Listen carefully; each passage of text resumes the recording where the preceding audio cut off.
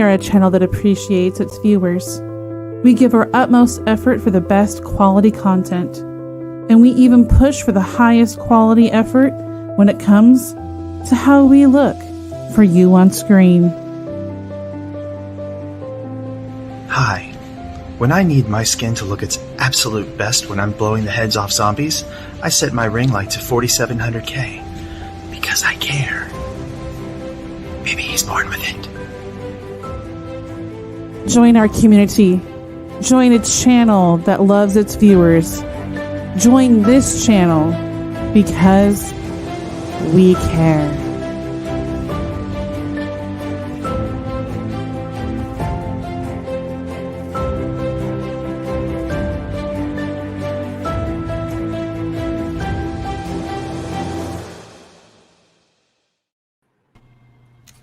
Hey, what is up, my brother? Just the same old. Excited for Friday night. Woohoo! Friday. That's the only way I ever know that it's Friday night is this show. Hello to everybody out there. Hello to well, we got a lot of people out there. What's up, Mez? What's up, Say Wong, Twisted Films, and who else? I saw Thomas. Yes, there we are. It's showtime, baby. So, ta-da! See, there we go. I know sometimes it takes a little kick in the ass, but we are here. We have a few more people that are going to be popping in. They are going to be popping in later. And if anybody here in the response group, if you guys have Messenger and you think you might want to contribute to our topics tonight, you know, let's get some new blood on the show. That's what I say. Yeah. How are you liking your gaming shows, man? Your gaming shows are phenomenal. I just watched you in well, I guess this one would have been it. No. The Legend of Zelda is on your show, right? Or is that Aaron's show? That's the live gaming on Thursdays. I guess you guys have so many shows. I get so confused with all the things that you're doing. yeah. Mondays the pre-recorded, edited retro alcove, and then Thursdays live gaming. So we're gonna switch up for next week too. We're gonna do some Callisto Protocol. Ooh. So we're a brand new game. Wow, that's Thursday nights, right? So you're taking over 2 nights. Yes. Woohoo! Well, 3 nights. See, and then you got you're Monday, Thursday, and then Friday because you're here with us. Yep. When do you have time to do your own damn show? Oh, I have to watch all the movies during the week, and then generally record Sunday night, and then I edit Monday for the output for Wednesday. Wow. And not to mention, family and job and stuff. Exactly. Who needs sleep? It's overrated. I'll sleep when I'm dead. Oh, yeah. I think Forrest's going to test that when we did the Patreon video Wednesday. I looked rough. I was extremely tired. He mentioned it too. We were playing or you guys were playing the Zelda. Yeah. And I think he had said something about that on the. Yes, but yeah, we got that Patreon video up for all our Patreons out there to see us collect some seashells and heart pieces. All the exciting stuff of the Legend of Zelda. That's why it's worth $1 a month. Exactly. Just scavenging content. That's what it's there for. And of course, win prizes. That's always a bonus too. That's right. And we are getting that stuff together. It's been crazy, obviously with the holiday seasons and everything. Kyber Cave has been kind of expanding behind the scenes and growing and getting our tentacles out there. So it's been good. This channel has been growing, of course, with your help and all the fantastic gaming that you guys are doing. I just don't have the patience, dude. I would have thrown my controller through the screen a long time ago. There may be some footage somewhere in there from Mega Man X2 and X3 of people throwing controllers. Edit out, of course, because we're cool and calm and collective. Right, at all times. Right, yeah, of course. That's why we don't do the hard games live. Dude, I was watching Mezzo playing her game, and I don't remember what it was, but it's like depression or something like that, and she just kept dying over and over and over. I was like, oh my god, dude, Limbo. I'd have tossed a cat or something at that point. Yeah, she was 97 deaths, I believe. We did a poll on Discord. The time before was 85. Right. So. Yeah, I have no patience for that. Blooper reel. Say Juan says we need a blooper reel. I don't disagree with that. I think we absolutely need a blooper reel. Believe me, there's a lot of bloopers that happen around here. Yes, that's especially like I said, the gaming side. It's insane the amount of footage that Force cuts down. I can imagine. There's a lot of things that we don't get to. We don't have the privileged knowledge to see. Like I said we'll work on Mezzo. Forza and I will create a blooper reel. I think we should do that. I think that's definitely a must. That should also go on the Patreon. That's something. That's it's got to be especially. Okay, you know what? I'm only seeing one card for one of our topics, so I guess we're gonna start there, and then we'll jump into our second topic as we get more people in.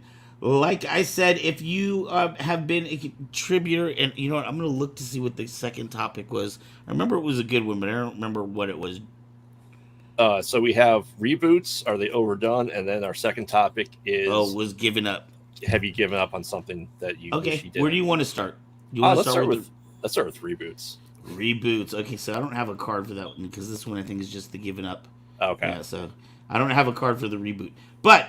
boom, boom, boom, boom, reboots. Yes. What are your thoughts, man? You, of all people, my friend, you watch a lot of goddamn movies. I do. You watch both the original movies and the motherfucking reboots. Oh, yeah, absolutely. Are there any times that you can say the reboot has been better than the original? I guess we kind of got to figure out what we consider a reboot versus a remake, right? So... the new Star Wars trilogy is a reboot because it's reinvigorating the franchise. So reboot is technically, a revitalization of legacy characters coming back. So, 7, 8, 9 are reboots. But remakes, yes, a remake is rarely ever better than the original, I feel. Right. Okay, so a reboot means that you're just taking an old thing and kind of giving new life to it with new stories, but it's not a retelling of the old stories. It's new stories. Right. So like the Willow series that we have on TV or Obi-Wan Kenobi, these are reboots. Yes. But a remake is when you take the same exact movie and you tell it. What if you spin it a little different way? Is that considered a remake, or is that a reimagine? Still a remake or a reimagine, but it's still a remake. Yeah. I would say it's a remake. Hi guys, by the way. What's up? Hey, how's it going? I'm good. What were you talking about with 7, 8, 9? Were you referring to Star Wars? 7, 8, 9 are reboots. Are they reboots though? Because they're continuing the story. I consider they're sequels. I would say that they're sequels, not reboots. Just like the Willow series is actually not a reboot, because a reboot is when you're retelling the story from the beginning. Like with the Spider-Man is probably the best one. You've had the reboots where they're just retelling the story. Right. Yeah, and Ghostbusters 2016 is a great example of a reboot, not a retelling, not a sequel or a remake, because it's different than a remake, because they're different universes. As they've said in Spider-Man specifically, they're considered reboots because they're not remaking it. They're reimagining the way that it would start. Right. So reimagines and reboots, I think, are the same thing. But Willow is definitely not a reboot. It is a sequel.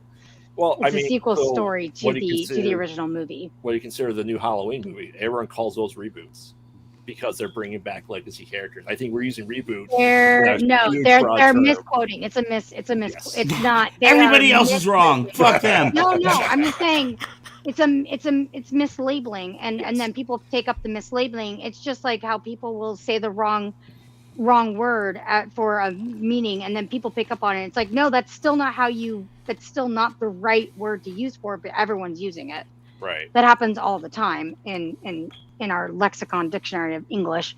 So it's just, or they'll say a word differently or badly, and then everyone picks it up. Like now I can't think of any of the words, but it will come to me. There is one that is like irregardless. Like irregardless is not actually a word.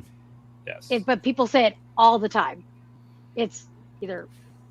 You know what? One, okay, you don't hear it as much now.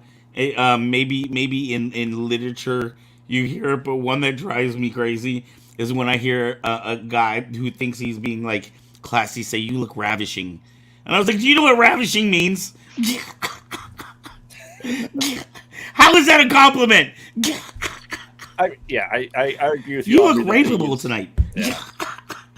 That they reuse the word reboot in place of other things. I almost would compare it to like Kleenex. Kleenex is a brand, but we adhere the word Kleenex to the facial tissue as a whole.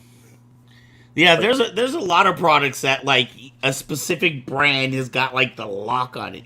You just always associate proprietary versus you talk about brand names versus like the actual non-brand named.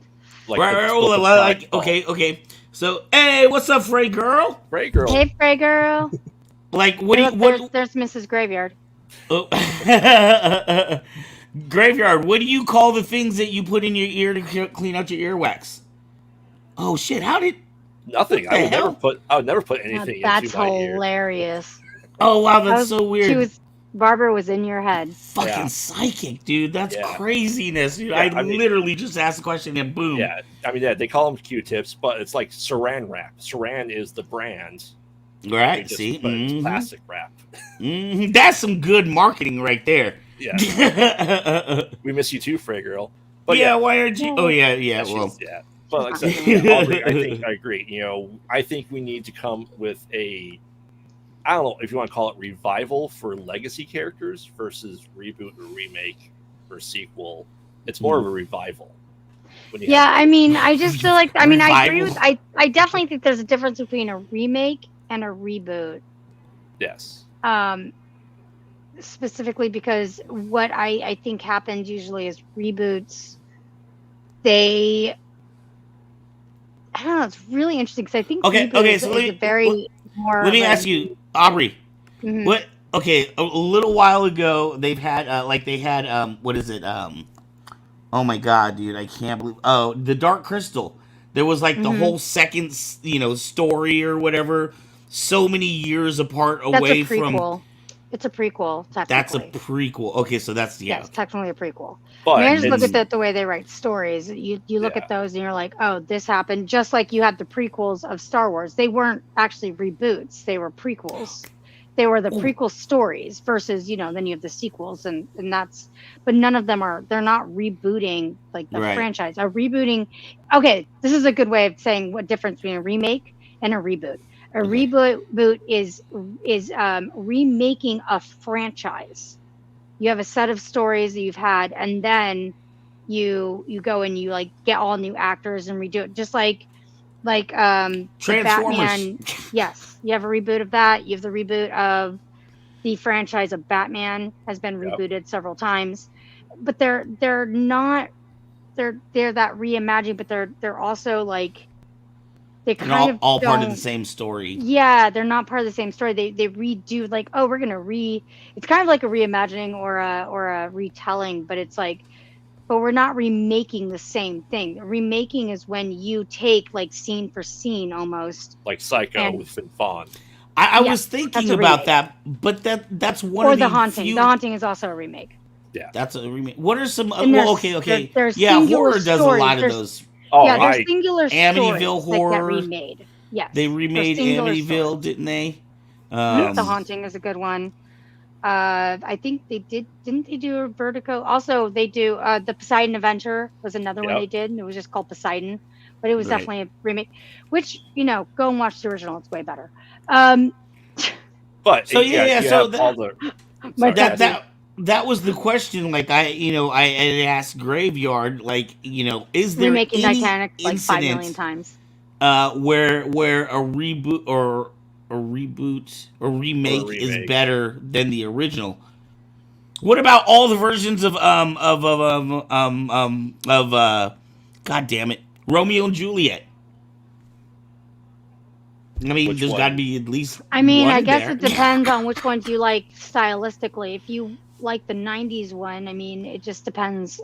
Versus the one that they did in the '70s, Leonardo DiCaprio. Yeah, the Leonardo DiCaprio version versus the one I've seen from the '70s, which I can't remember I can't remember who directed it or when it was released, but I like that one. Good. Versus the Romeo and Juliet, even though it's beautiful stylistically, I don't connect with it as much, and I don't know why that is. You're not hella hood, that's why. You can't connect I'm with pretty the street ghetto. level I'm pretty like ghetto, Leonardo. So I don't know about that. I don't know. I think it's just see Aubrey rolling up busted caps. What's up, Force? I did grow up in Bay Point, so. He is crying Bowser from Super Mario RPG. Oh my God, Force! Mr. Force, I love it! He did it for me. He was doing it just for me. We were having a conversation. I said one of my favorite moments is crying Bowser from Mario RPG, and he went and this is love, man. That's love. So I would say, to answer your question, in horror, a remake is generally not good. I'd say that a remake is, in comedy, impossible too, for the most part. It's hard. It's hard because you have to really understand the story to really do a good telling. Well, I mean, Ryan Reynolds wants to do a remake of Clue. I don't think that movie's perfect the way it is. And it could just be a different story. It could just be a completely different story. You hear people all the time talking about Princess Bride, dude. That's the one movie that should be left untouched. And the Ring story too. People they're talking about. They actually have announced that they're remaking it, and I'm like, why? Graveyard. Why? Thomas says, so was the new Texas Chainsaw Massacre a reboot or a sequel? I haven't seen it. It is both. Because yes, it is. I agree with you. You'd be a great politician. And that's why the new trilogy of Halloween's both as well, because Halloween 2018 ignored the previous 9 movies before it. Yes. So it broke its own story. So it's a reboot. It's a reboot because it retold. Well, isn't there also the Rob Zombie Halloween did that first. That Rob Zombie's a remake. Yes. Or reimagined. Yes, it is. No, it is. It would be, well, because he's the same character. It's rebooting because it's rebooting. Yeah, it's the same character, but it's rebooting the story in a way. Yeah, I mean, I wouldn't necessarily call Halloween quite a franchise. Yes. I would say that it is definitely. I don't know. That's hard. Frey Girl makes some good examples. No, it would be a reboot. It's a reboot, not a remake, because it's more of a franchise than a. It's not a continuation of the story, and it is a franchise. It's got a series of movies. Yes. So it's actually technically would be a reboot. Frey Girl makes some good comparisons in comedy. We were talking about comedy being a little more difficult to do, but here's some examples. And she's right. There's a lot of shows that Americans rip off from other countries all the time. Yes. I haven't seen it yet, but there is and this would be a remake of, because it's series, not a franchise, but a remake of Sailor Moon. It's called Sailor Moon Crystal. It's supposed to actually follow the manga more closely, and that supposedly it's really good. I don't know yet. It just depends, I think, because nostalgia has a huge part to play too in how we look at film. Well, then you brought up an interesting thing then, because what do you call it when it's a different story from a previous source material? So like Dune. Oh, so okay. Dune closer to the original source material than the one that came out in the 80s. So it's not a reboot of the movie, it's a retelling of the story. Oh, okay, that's a little different. So here's wait, hold on real quick. Wait, real quick. Before you answer that, here's what I was thinking. Here's the direction I thought. I was thinking of Power Rangers. I was like, what if you take an original source, but you kind of chop it up and bastardize it, and then add some of your own scenes in to make that a different thing. That's where I thought you were gonna go with that, but I was. That's just appropriation. That's appropriation. From the Sentai, there is appropriation. Bandai. But I mean, they're working together to bring it over. So it's its own. I would say it's own. It's an adaptation. Yeah, that's a adaptation. Oh, and to phrase girl comments on coupling, we get introduced to Colin Ferguson from the TV show Eureka. So I mean, you have The Office too. Yeah. From America to the, and then we had three attempts at remaking the IT Crowd in America. No idea what that is. Yeah, so even the main guy Moss was coming over for a couple of those remakes as well. Just like how we had Ricky Gervais in The Office at some point in time, and a lot of those British actors came into the American one at some point as well. Well, so here's an interesting thing. So I don't know if either of you have watched, but in anime, so you have Full Metal Alchemist, and then you have Full Metal Alchemist Brotherhood, and they're technically the same anime, but they're also technically two different animes. So that to me is kind of both, because it what it does is it takes the first half of Full Metal Alchemist. Mm-hmm. That was oh shit, where are you they were already making it. they were making it at the same time as the manga. And so then they ran out of the manga material, and then they came up with their own, with the author's permission, and they went their own way. They went a different story way that than the author did, with her blessing. And then they then later, after the manga was finished, they went and they redid the anime. So but they're basically sort of the same up until a certain point, and then they branch off completely from each other. So it's, to me, that's like kind of both. It's both kind of a reboot and a reimagining, or not reimagining, but it's its own thing. It's very interesting. Yeah. It's a very different thing. And they're both excellent. I think they're both fantastic. So Full Metal Alchemist is one of my favorite animes. So do you think with what Van was saying, like, we shouldn't touch Princess Bride? I don't think we should touch Neverending Story. We shouldn't touch Clue. Same. Obviously, I was pissed off when they touched the Poseidon Adventure. I was like, "How dare you!" I was angry because it's a classic. If you haven't seen the Poseidon Adventure, go see the Poseidon Adventure. Do not watch Poseidon. Go see the Poseidon Adventure with Gene Hackman. I cried. I cry every time I see that movie, especially at the ending. I cry. It's just it. And Shelley Winters won an Oscar for the performance. It's amazing. It's one of her last roles. Seriously, go watch it. Just watch it. It's fantastic. Another one I don't think they should ever remake is Night Hunter. I think that's just such a great, beautifully made movie that they don't need to. Reboots. Do we have enough fucking versions of Pinocchio yet? Do we need more? Yes. I don't know. Jesus fucking Christ. Oh my God. I mean, fairy tales always get rebooted. Speaking of which, I did hear. Oh man, I did hear something. I don't know if this is true. God, I hope it's true. I heard that there was a horror movie version of The Grinch coming out. Yes, that's true. That is true? That's absolutely true. The guy who plays Terrifier or Art the Clown is playing the Grinch. I have no idea about Art the Clown. I agree. But woohoo! Yeah, because we have the Grinch, we have Blood and Honey, so the Winnie the Pooh horror movie coming out. I've heard, those are interesting reimagines. Now, those are absolutely reimagines. Yes.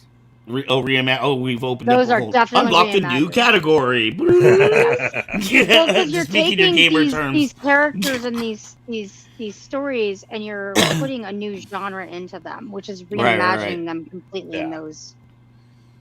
Right. Whereas I would say, like, Return to Neverland, or Return to Pooh Corner, or whatever. So, question. Graveyard was saying that there isn't any incidents where a remake has been better than its previous. Do you think it ever serves, like, maybe sometimes when people see, like, the modern version of Texas Chainsaw Massacre it increases viewing of the original?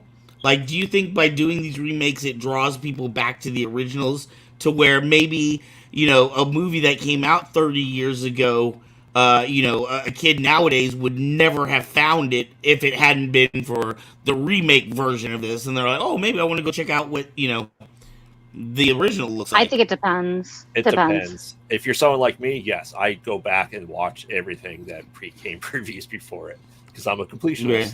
Yeah. I'm weird. I will say that though the Mummy is incredibly entertaining to watch. The Mummy 1998 is incredibly entertaining versus the original Mummy, which is a straight up horror movie. With Boris Karloff. But it's a classic. And it's good. I mean, it's both of them are equally fantastic. Whereas there's been no other Mummy movies after Brendan Fraser. I don't know what you're talking about.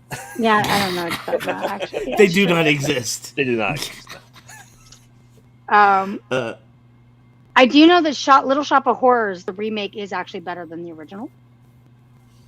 Little Shop. Because there's one from the 1950s that then they remade it in the 1980s with Rick Moranis, the Rick Moranis version. Yeah, I will say that yes. Oh, so, that's a good. That's that. Oh, Aubrey may have found the only remake. The Thing from Outer Space and The Fly as well. But those are different. Those Are they remakes or reimagined? They're remakes. No, they're remakes. Because I would say that Little Shop of Horrors is closer to the original source material from the 80s because it's a musical versus the Jack Nicholson one. I would say that they're remakes. They're remakes. The reason why is because John Carpenter saw The Thing, the movie, and wanted to remake it, but he did not want to see a guy in an alien suit.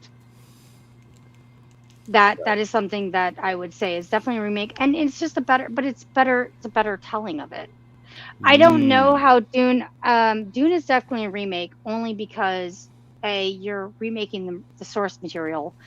Yes, you're taking it from the book and you're trying to make it more of the source material, but you also are originally inspired from the original movie, from David Lynch's movie, because there are or Jodorowsky's Dune. You could say either or, because both of them tried it before. Jodorowsky's just never got made, but it heavily influenced so many space film after that. Like Star Wars was inspired by it. Yes. Star Trek in many ways too. So many. They're Alien, and then later the Dune, and then there's so many of the Explorers. I think there's just so many of them that are actually inspired by Jodorowsky's Dune. Flash Gordon directly was inspired by it. Yeah, so, Star Wars. When you said Star Wars, the whole idea of spice came directly from Dune in the Star Wars world. Yes. So yeah. George Lucas openly attests to the fact that he pulled shit directly from Dune. Oh, absolutely. He pulled everything from everywhere from else. Jodorowsky. Oh yeah, From Joseph Campbell to the samurai outfit to Hidden Fortress, which was actually heavily inspired. Right.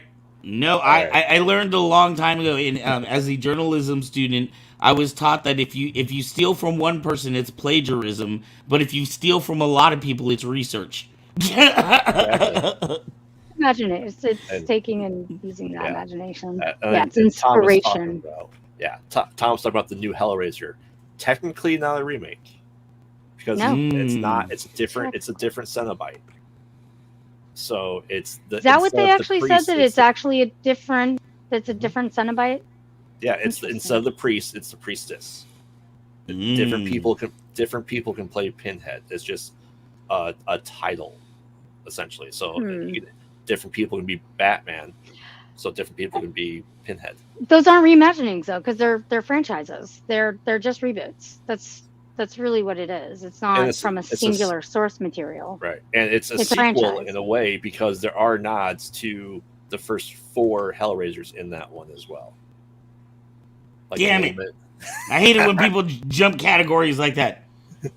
They confound me. If it was a reimagining, to me, if it's a reimagining, they're basically doing a different genre take on it.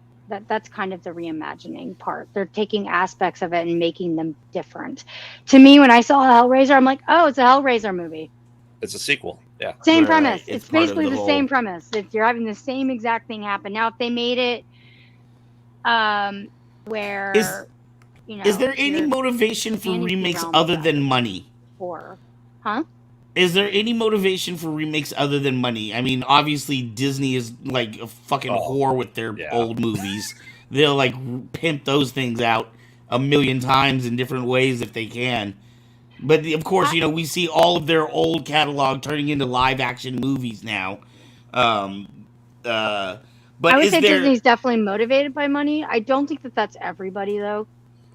There's some people like Aubrey's example, John Carpenter, where you saw something as a kid and you want to tell your version of it. So it could be you just want to tell a better story, right? Yeah. It's a passion project. Right. Yeah. So I've seen some of those. I would say I would say even though I didn't necessarily care for Romeo and Juliet or Romeo plus Juliet, I wouldn't say it's a bad film. I would say that is indeed a very, very much a passion project for something because of the way it was made. It was made with care, and you can tell it's made with care. Yeah. Right.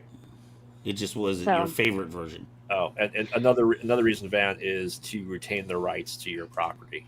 That's it. Okay, so that's why Sony had reboots. Right, of all the Spider-Man and the Fantastic Four, the crappy movies that we got. Yeah. Very good point. So money, passion, and rights. What's up, Kevin? So you don't get a Winnie the Pooh horror movie because everything went to public domain. Right. Yep. Well, you know what? Interesting question. Okay, so interesting. Next, this leads into another interesting, maybe connected question. Is you losing the rights to your shit a good thing or a bad thing? Like, okay, first off, everybody knows that when they go to see a bucket full of honey or blood and honey? Blood and honey, yeah. Everybody knows when they go to see Blood and Honey that is a parody of Pooh.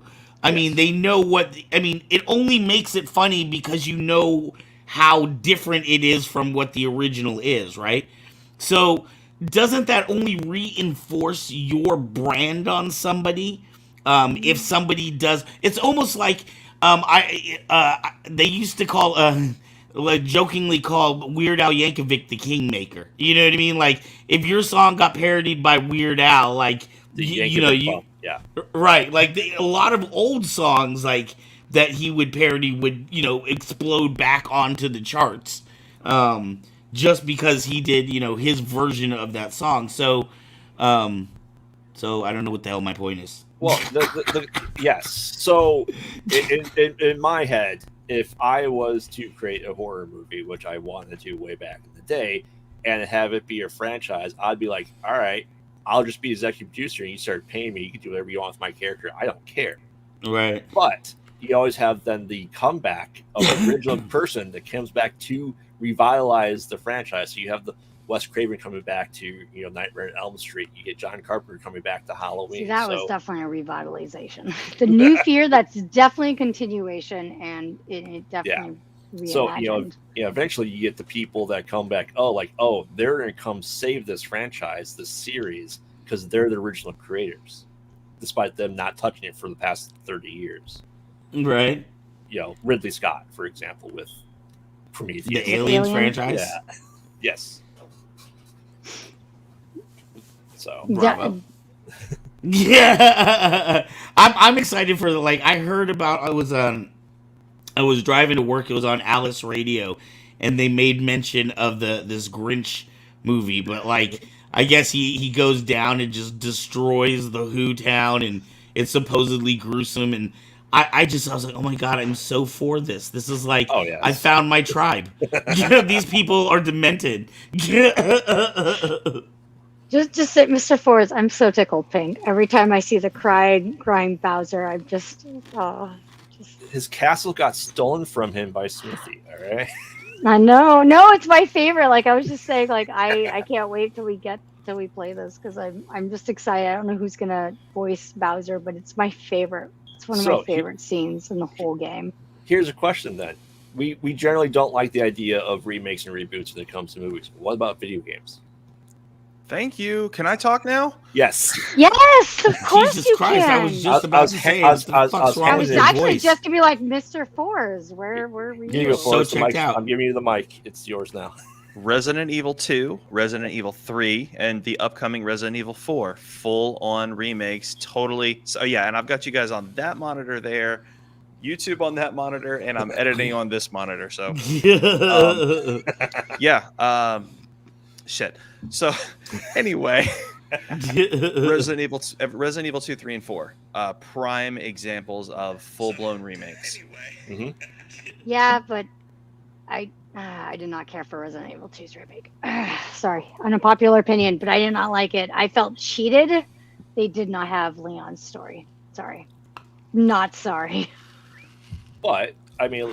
But it looked beautiful, and it was very as shit. Yeah, what's your feeling, though, on gaming remakes as a whole? Because obviously we're doing Link's Awakening, which is the third version of Link's Awakening on our night on Thursdays. Because we had the original, then you had the DX for the color, and then you have this.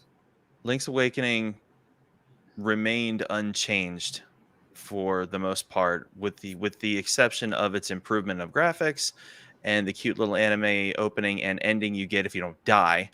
But none of it really changed, aside from that bastard Dampian building his dungeons. But no, that remained unchanged. You go to something like Final Fantasy VII Remake, and that's holy a whole crap, different thing. Yeah. They rewrote the story. I don't consider that to be a remake. I consider that to be a retelling with too many freaking changes, like a reimagine, I guess. Yeah, it's like an alternate universe sort of deal. But I mean, it's still pretty cool. It's tough as shit to play, but it was executed well for the most part, aside from the crappy bad. You know what? I'm not gonna talk about this anymore. No, Link's Awakening was done fine. I was happy with the DX. I was happy with the original, and I'm very, very, very happy with the Switch version. A couple interesting comments from the audience. Kevin says, I don't like video games being remade for newer systems. Seems like a waste of time that they could be making new games. What have you say to that, fellow gamers? All three of you guys are gamers, so you're the experts on the spots. I'm not a gamer. I just play mobile game shit. I think it comes down to knowledge of the game or knowledge of the material and passion. Or if you're doing it just to make money, then don't do it. Right. Like, but if you're doing it for passions, then absolutely. Says, I must play KOTOR on all systems forever. Do you know what that is? Story. You know what that is, man? KOTOR? KOTOR's great. Yeah, there was a lot going on right there. But, sorry. Everybody was saying something. Do you know what KOTOR is? Yeah, Knights of the Old Republic. Okay. Yeah. Oh, sorry. Okay. I didn't think it was like a clothing line. Yeah. So, I mean, I like the idea of. I do like the idea of at least ports of the old games onto newer systems, because not everyone keeps all their systems for some reason. As I look at all my systems, but I like it just because it's nice to play on the improved graphics. I don't necessarily want the story to change dramatically. Like Kevin's saying, reboot for Tomb Raider. Yeah, Tomb Raider needed that kick in the pants to get back to a household name over the last freaking love Rise of the Tomb Raider. Yeah. Oh my god, it was so good. So I mean, like God of War, or Disappointing Father Simulator is a fantastic disappointing father simulator. Yeah, it really is disappointing father simulator. Boy, yes, it really is. I'm just like, I feel your Kratos. I really do. But I think it's the revival, the reimagining is the kick in the pants that some of these franchises need to come back on track. Like Silent Hill got off track badly as well. So I know some people are playing through the Silent Hill 2 remake when it comes out. We will be. Yes. I mean, maybe. I mean, I was not a big fan of the HD remakes, only because I felt like the people who did the HD remakes missed the point. Like, they didn't understand the games and why they were special. So when they did the remastering, they totally fucked it all up. It does not. It just. I'm sorry. It just doesn't feel the same. It just doesn't. I'm sorry. I have hatred, but I did see some parts of Final Fantasy VII. I have not played the whole thing, but it looks beautiful, and it looks like it was made with a lot of passion and care for the original story. Yeah, too I bad haven't the played it battle all the way system wasn't through. made with passion and care. Okay, what about the biggie? What about the biggie current reboot right now? The DCEU. It's the kick in the pants it needs, hopefully. I hope. One can hope. James Gunn and somebody else, I guess, are taking over as kind of like they're going to be like kind of the Kevin Feige over there at DC. Supposedly, that's how it's going to work. Supposedly, I don't know. They canceled a whole bunch of stuff. Yeah, they did. Happens. Wonder Woman 3, I heard about that getting pushed off. Henry Cavill, they're not sure if he's going to be Superman anymore. A lot of crazy crap going on over there. They were talking about canceling Aquaman and rebooting him as Lobo. Yes, he wants to do that. Right, he wants to do that, and he should be Lobo. Wait, going back to Silent Hill real quick. The PT though that they did cancel, Silent Hills, I think that was what it was called. It was PT. They were calling it PT. Amazing. It looked and had such so much passion, and it looked amazing, and it was super fucking scary, and it looked like it was just like where it needed to get back onto track, and then they canceled it, and we don't know what happened. See, that to me is like when they go, oh no, this is too good, and it's going to make us look bad, so we're just going to cancel it. Right. Damn it, they had Akira Yamaoka coming back for that shit. I wanted more music from Akira Yamaoka. Screw you guys. All right. Do we have anything else on this one, guys? Or I'd say what would be a remake that you guys actually want? Oh. Okay, so let me chime in. Oh, here we go. So, as a '90s kid, as a '90s teen, a remake that I would want. I'm not going to give you anything specific. What I'm going to say is the way that many of us wanted remakes done is we wanted everything to stay the same except the graphics. Literally keep all the dialogue, all the events, the way the game is played. Just change the graphics. Just make the graphics modern. That's it. Don't touch anything else. Period. That's pretty much what it is when we want games. That's what we wanted out of Final Fantasy VII. We wanted the exact same game, just on PS5. Correct. Nothing changed. Okay, music and better music. So when I'm thinking about a remake, there's a reason why people want remakes, and that's because they're not willing to let the old stuff go, but it's just so visually dated, or sometimes culturally outdated. Like, playing Legend of Dragon in the 90s did not age well.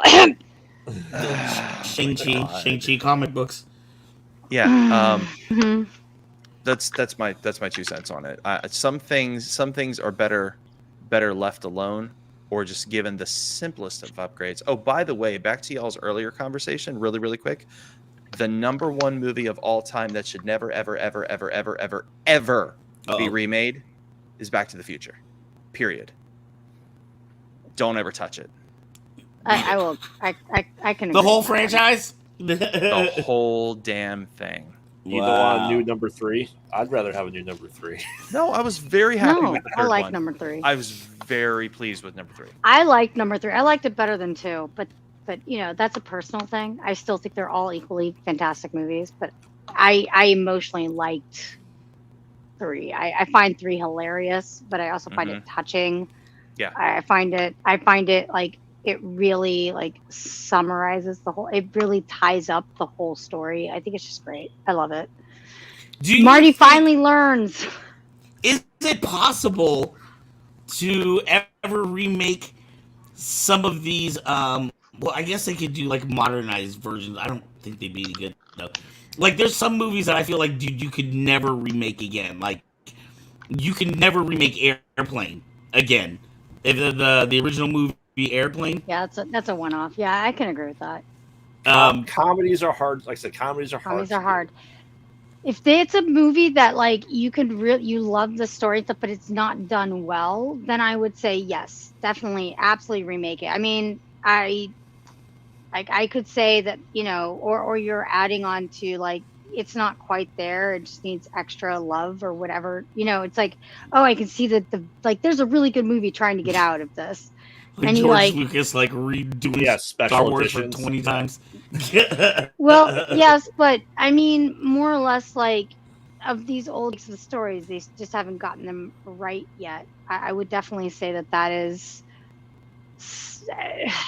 like, I mean, and this is not necessarily a great example, but it's something that I would say, like you watch Alien 3, the theatrical release, and then you watch the director's cut, and it's such a better movie. It's just so much more better movie.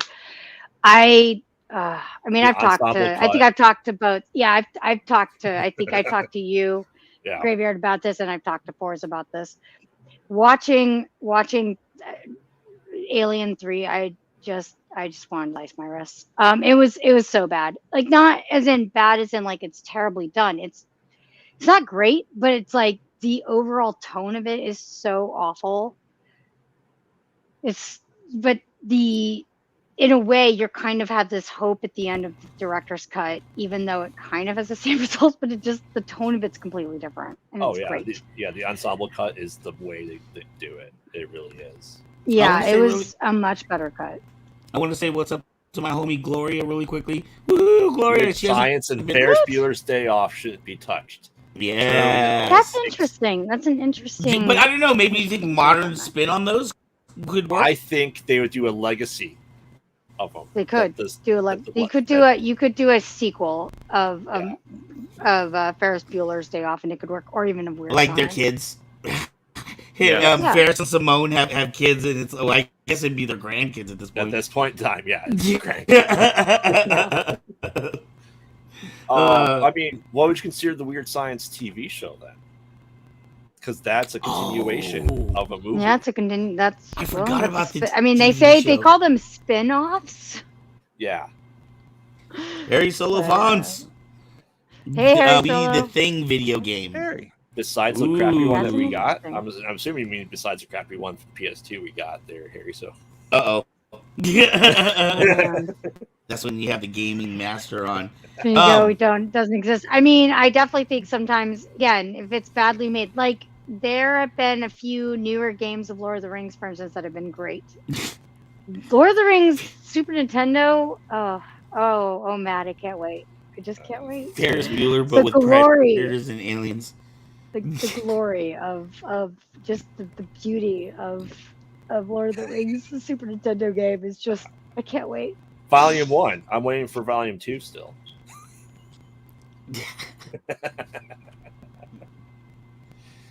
Also, Harry Solofons admits that we don't talk about that thing for the PS2. We don't talk about it. We don't talk about the thing, the video game. I did it. How do you guys feel about like side stories on video games? Like, one of them I really liked was The Matrix. When The Matrix came, I think that was like in PS2 or something.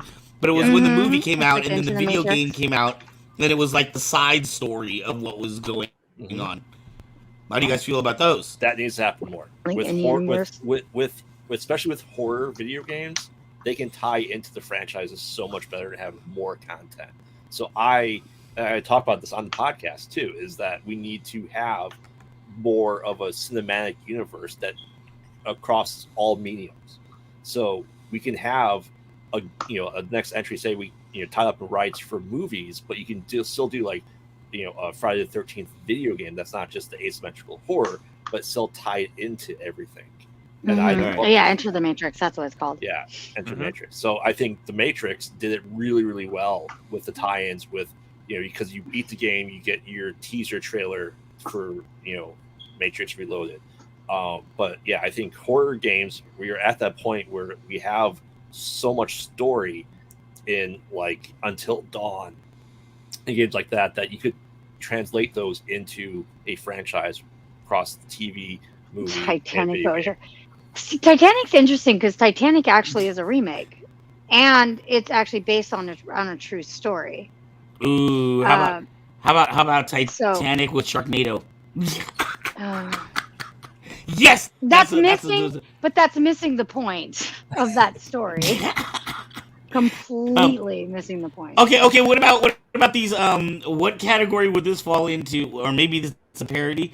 You know when they take like they take Star Wars, but they make it like Shakespearean. That's a reimagining. I guess reimagining. That's reimagining. Yeah. If you're taking one genre and you're putting it into another genre, that's basically like reimagining. You have the same characters, they all have different backstories, but and different motivations and different things. That's a reimagining of things, I would say. But it's the same exact story, though. It's just that they're telling it in like Elizabethan. language. That's what they did with Romeo plus Juliet. It's really a reimagining. It's in a modern setting, now, but it's telling the same story. But these characters also have in many ways different motivations for doing it. It's reimagining. I couldn't necessarily call it a remake, whereas Psycho is definitely a remake. Yeah. Poor one. Like there was supposed that was, which completely misses the point. It misses, it completely missed the point. Vince Vaughn's passion project too. Harry Solofon says, anyone hyped for High on Life release this week? I don't know anything about that. So Justin Rowland from Rick and Morty created a video game. This is a game. Okay. Yeah. Alrighty. I'm hyped for it. I don't know. I don't know how vulgar it gets if we could play it live. Yeah. I mean, we can put a warning on it. We're going to do the Callisto Protocol, so it doesn't get any gorier than that. That's true. Yeah, I also would say that the anthology of The Matrix was fantastic as well. I would call them reboots, and they're just telling different parts of the story in the universe, which was really great. Many they're also reimaginings. Are you seeing this comment? There was a code you can enter, and Trinity calls you and says some really weird suggestive crap on the phone. I've heard of this. Yes. Yes. Gotta love game developers. Oh yeah. That's where the new art is. Actually, there's so much beautiful art in video game because there's a lot more to draw from in video games. Right. Not always, but I would say for the most part, it's still very much like the new art that comes out, Art Nouveau. I feel like I used to feel, and especially as somebody whose background is in film, right? Like I used to feel that film was the ultimate art form because it was the one art form that encompasses every other art form. It encompasses dance. It encompasses painting. It encompasses lighting. It encompasses music. It encompasses every other art form that you can think of. However, I feel like video games are like 4D of film. You know what I mean? It takes all of those and then it amplifies it so that you have to be not only a master of all of those art forms, but also a master of kind of like your environment and your what's kind of around you. It's like next level filmmaking. Right, and that's why I think that horror games should go. Horror movies should be video games, so you're more immersed into the story itself. So yes, asymmetrical is there, but I think if you're especially VR, you can be more immersed into the whole story as itself too.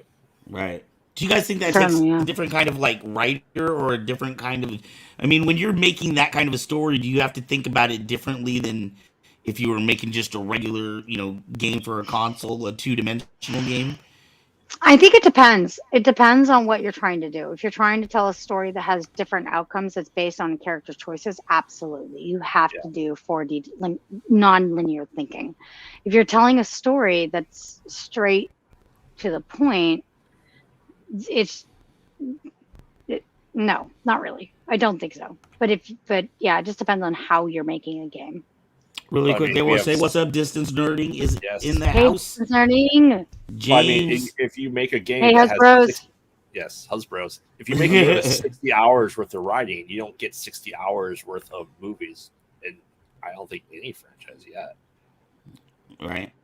So you have to have a bigger story that lasts, your money's worth versus your hour and a half, 2 hours. So I think the longevity to keep someone interested in a 60-hour game is, I would say, harder. And I would say it's harder. I'm just saying that it I don't think it necessarily has different skills. And then a lot of these doing something that has choices. Yeah, a lot. Yeah. Well, I was just gonna say a lot of these games will have like multiple endings, right? So like you're having to think of the same story in kind of different directions, and then also think about what it's like to be the player experiencing these different endings and that Dan, sort of thing. have you ever read those books of Choose Your Own Adventure? I used to love those things back in the day when I was a little kid. Same thing, the same type of writing skills. Right. Those things always blew me away. I mean, I understand how they work, but I was like, God damn, like to be that type of a writer, just to have that much of an open mind blows me away. Yeah, they call it a second person perspective. So when you're writing in second person, it's always you are doing this, you are doing that. And that's basically what it is when you're going into non-linear storytelling, such as choosing your own adventure ending of those stories. Right. Remember Dragon's Lair, the game? I try not to remember it, but okay. Which version? The original arcade, the CDI, the Super Nintendo, or the Sega CD, 3DO. And then there was a follow-up, Space Ace. Yes. I've not played any of those games. They are hard. They are memorization to the fullest potential. Mm-hmm. Which is the one? Is that the one that Don Bluth was a main? No, that was not it. It's called. It was very cinematic. In fact, it looked like a cartoon in a video game. Then it is. That is Dragon's Lair. Then it is by Don Bluth. Okay, that's the Don Bluth video game. Okay. Yep. Yeah, it looks like Zelda, the animated series, but in the video game. Oh yeah, Don Bluth did the animation. Yeah, that's what I was talking about. Say Wong wants the CDI game. Yes, I have that. Say Wong. Say Wong, you should check out Monday nights on KCP with Don Bluth. I watched a special about it with Don Bluth, and he did the story too. Oh, okay. Oh, wow. It was his passion project. Yeah, it was something he really wanted to do. But that was such a cool game back in that time period. Like, if you were living during that time, I mean, I know it's like crap now. You know what I mean? But if you were alive during that time period when it was in the arcade, that was the shit. That I will watch that because Don Bluth is amazing, and he got screwed over by Disney so hardcore. By the way, like it's actually really sad listening to his movie and why his animations dropped off the map. Yeah, he just couldn't get any rights because Disney basically blackballed him. Yeah. Yep, that's why the last movie he's done, until very recently was Anastasia. James says, yes, Don Bluth and Ryan Reynolds is attached to a Netflix movie version. I will watch that. I will. I would love to support Don Bluth. They're doing they are doing a Dragon's Lair movie, aren't they? That's what I've heard. That's why I was like, is it Dragon's Quest or is it Dragon's Lair? Yeah, it was Dragon's Lair. Yeah. Yeah, he was talking about doing something like that in 2017 or 2018. They were talking about this. This is when the special came out. Okay. Rotoscoping. I'm excited is amazing. for that. Love rotoscoping. Animation rotoscoping is really interesting. It's very interesting history. What happens when you have animation strikes? Animator strike in the 70s. Yes. Rotoscoping. Lord of the Rings was the first that did it. Now, Tron One of the first. Did Tron use rotoscoping? But that was in the 80s, not in 77 or 78, I think. Because rotoscoping can mean for a few things. I don't think and I'm talking about rotoscoping. animated rotoscoping. Huh? Yeah, I don't think Tron did, but Tron was the first computer animated animations in a movie. Yeah. But it was not. I don't think it was rotoscoped. I'm thinking of like Sin City. That was dope, dude. Oh yeah. Well, a lot of the scenes in the Ralph Bakshi Lord of the Rings is actually rotoscoped. Prince of Persia 1 and 2. Yes, the original Prince of Persia games used rotoscoping as well. The producer used his son to animate all the movements of the character. And Scanner Darkly was also rotoscoped, but it was Yes. they were doing a different technique, but it was You're very getting some love there for us. And a happy Friday to Chetso Bourne. Oh, Cheetos! Hey, Golly, Oh, I haven't seen Cheetos. him in Jesus Christ, I can't read. forever. Oh my god. Don't worry, I can see why you said Shadowborn. It only has one E. It's not G. It's a Cheto. Man. Another Good to see word. ya. That's so cool. Should we bring back rotoscoping in a remake or something? Rotoscope. It's a dope look. That's really cool, James. I didn't think that about it being rotoscoped. Because rotoscoping is when you're taking live characters and you're putting animation over it. So I didn't think that was what they did for that. That's really cool. Flashpoint for Genesis and DOS was rotoscoped. Yeah, Flashpoint. it's really cool. Flashpoint's a great DC story. It is. It is. It's actually one of the better ones. Absolutely. Yep. Yeah. So. All right. Well, I don't know if this was. I think speaking of things that with Don Bluth, the things passion projects he never got to finish. Mm-hmm. I think Van, I think we're ready for the next topic. With that. Yeah, Van. There you go. There you go. Oh, jeez. Uh-oh. You ever given something you really want? Yeah. I don't know, Mrs. Forrest. Have I ever given up on something I really, really wanted? Let's think hard about that one. Should I tell that story or should I not tell that story? It is on that. That is something that if you want to tell that story, that is your prerogative. I'm not sure if I want to make people cry tonight. James, I agree with you on a few things. You're my husband. Why wouldn't I? The show is ours.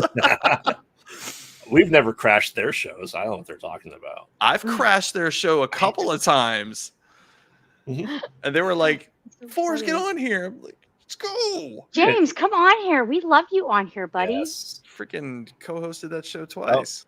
Oh, James is ready to cry. James is ready to cry. He's ready to cry. Yeah, James, stop being a little bitch. Come on here. I'm sorry about my husband. I'll fight you. You got a link. Don't act like you don't know how to get on. I've said my piece. All right, make us cry. Oh God, I'm not. Oh, if I'm telling the story, I'm going last. So let's start with Husbeard. Uh-oh. All right, husband. All right, Bilbo. Oh, which story? I mean, how many hours do we got? Jesus Christ! I feel like we should have like some campfire. Like we should be playing a Who plays harmonica? Aubrey, you play harmonica? No, but I could get my guitar out. Yeah, we need some campfire music to go along with the sad stories. I will do it first. I have no problem going first. Do it. James, come on. Come on, James. Come on. You can come on. Come on, Hasbro. Get on here. Yes. So it's still an ongoing thing for the most part, but brewing beer. There's been trials and tribulations. Some of you have heard some of these things. Not many people know all the stories. I can't say the whole stories because of people's names and stuff like that. But about 14 years ago now, going to college, getting my master's degree, me and my buddies were closing out a local brewery like 3 or 4 nights a week. So it got pretty expensive for that. And one day we go, hey, we're all pretty smart guys. We can make beer. So we got all the books we could find, and really set up for about a year before we brewed anything. So then we started talking to breweries. Like I said, they're talking about 2008, 2009. Not many breweries that there are now. So we started brewing in garages and everything like that. And we go, okay, we're going to start submitting our beers to some homebrew competitions. Why not? What's the worst that could happen?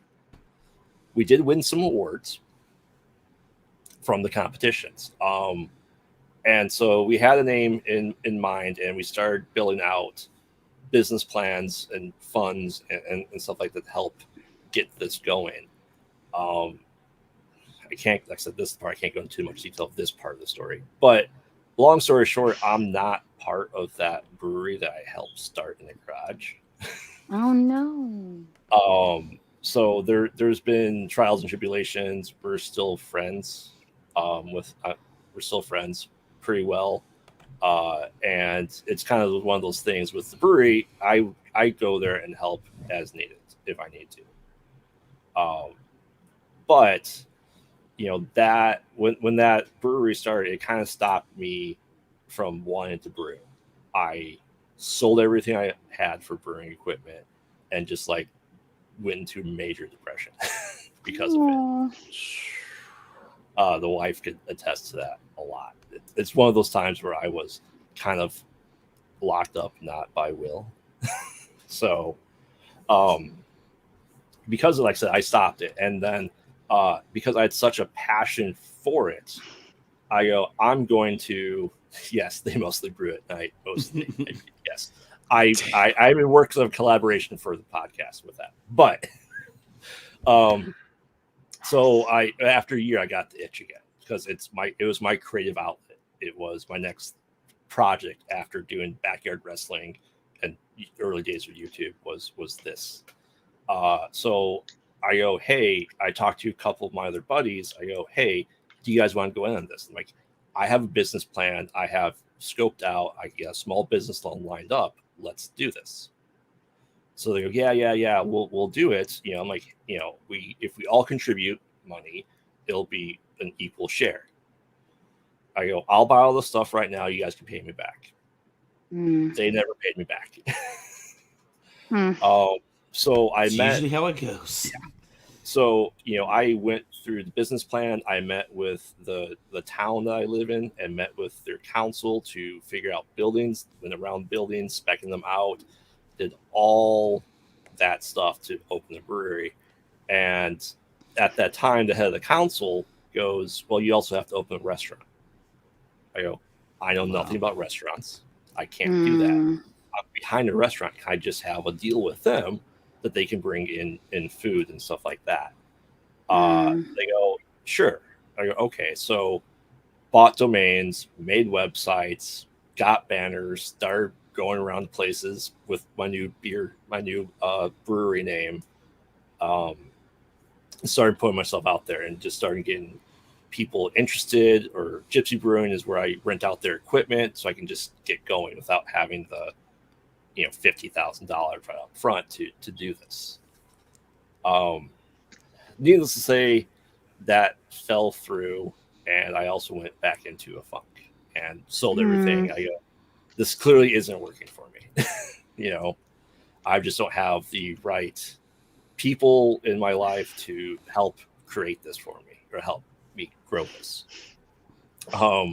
So then I spent, it was about another year before I got the itch again. And through one of my buddies, who I was doing trivia nights on Tuesday, he's like, hey, I know this restaurant that's looking for a brewery. Okay. So I was going there a couple nights a week, planning out brewery specs, floor plans, started making beer again, and started promoting it with the brewery. And I did that for 2 years before I made any beer for them. So I was there probably 10, 15 hours a week, helping doing IT stuff too for them. And eventually the story of this was I did brew there. We built the brewery out, and we're doing it for about a year and a half. So I started off small. I was there probably on top of my normal job, an additional 40 hours a week. Wow. So I was working about 80, 90 hours a week. And so, yeah, anytime I wasn't at home or working, I was at the brewery just getting things up and running. We did great. Our beer went out there. My beer went out there to other breweries. We outsold them. Wow. Wow. Tap takeovers, brewing festivals. I'd bring 3 full kegs, and my kegs would be empty before I left. Wow. Wow, that's amazing. Lined out the door. So where is that now? Aha. The restaurant was really good, and the brewery was really good. I was getting up.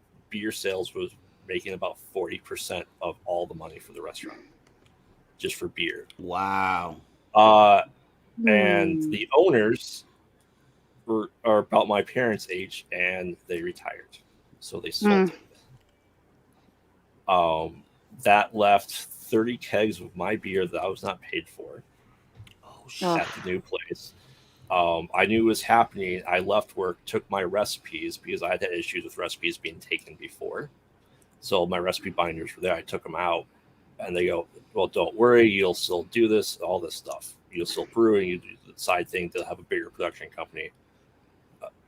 And they go, "No, we don't want you."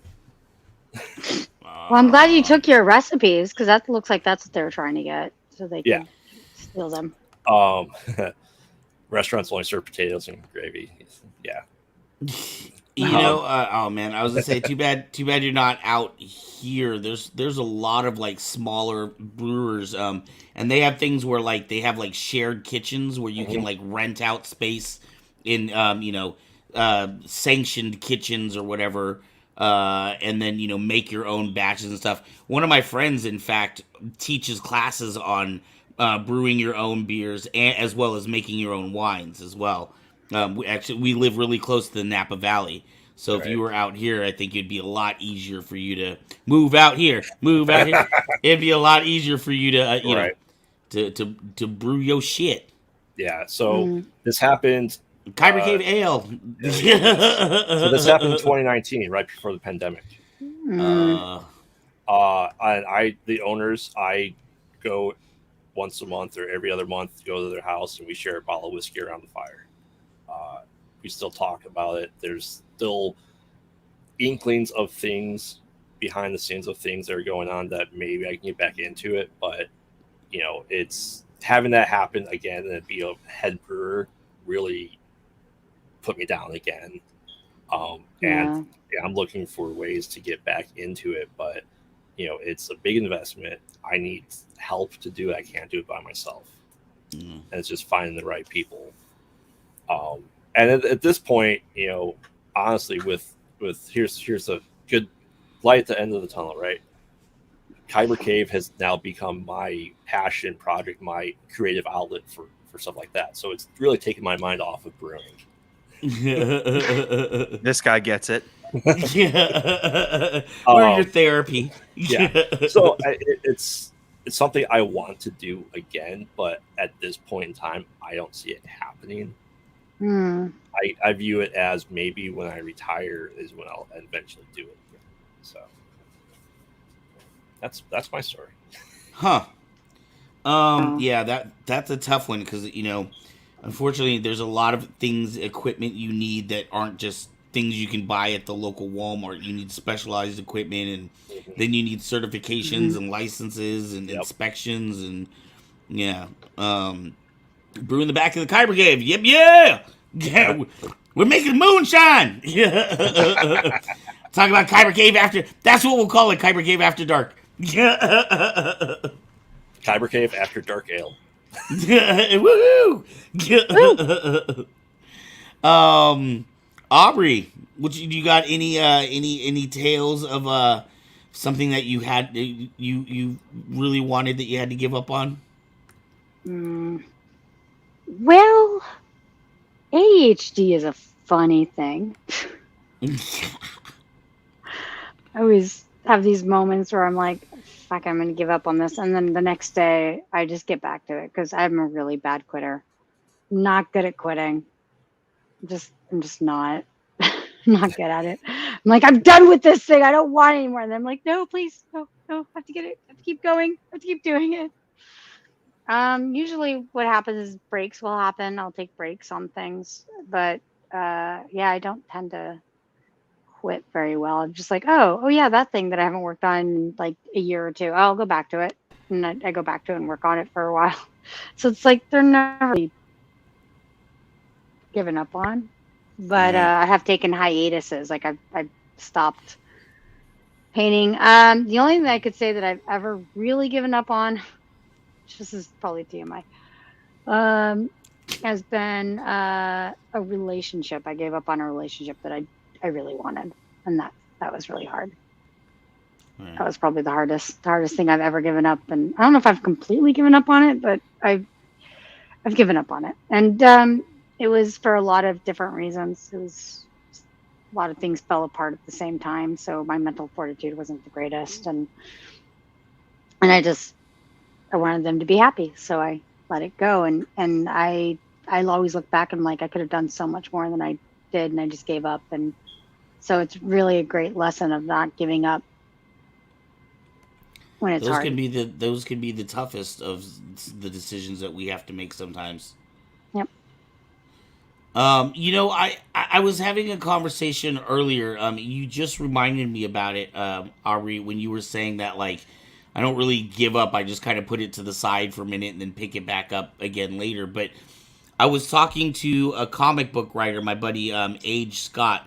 I was talking to Graveyard about Age earlier, but he's just recently come out with a hip hop horror novel, and he's promoting it now. And we were talking about, because I've known this cat like, God, probably at least 15 years. Like, I've known him from when I was doing spoken word poetry out in Vallejo, and so he's seen me like hustle and grind in the spoken word poetry. We had our own show, and we webcast that. We were America's first webcast poetry slam series. I mean, I've had like some of the biggest like poetry names in the country sleeping on my couch. You know what I mean? Like, they would be on tour through, and I'd have them in my spot, and they'd sleep in my house or whatever.